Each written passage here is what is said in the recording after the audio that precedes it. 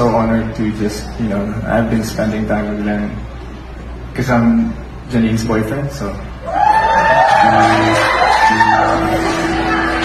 let's just put it out there.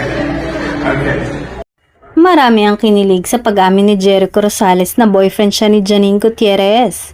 Ito ang matagal nang hinihintay ng mga netizens, lalo na ng mga Ekonin fans, ang umamin sila sa publiko. Kahit naman noon na hindi pa sila umaamin ay pinapakita naman na din nila na may relasyon sila, ngunit hindi nila yun kinukumpirma. Marami ang nagkomento sa ginawang yun ni Eko. Proud sila dahil inamin ni Jericho ang status nila ng aktres at pagpapakita lang daw yun na totoo ang hangarin at tapat ang nararamdaman niya dito. Hindi naman nalingid yun sa kaalaman ng pamilya ng aktres dahil kung makikita ay sobrang close na ni Eko sa family ni Janine at boto naman ang mga magulang ni Janine para sa kanyang boyfriend. Pati din sa ibang kamag-anak ng aktres ay approve din si Eko. Mahahalata mo naman talaga sa galawan ng aktor na mahal niya si Janine.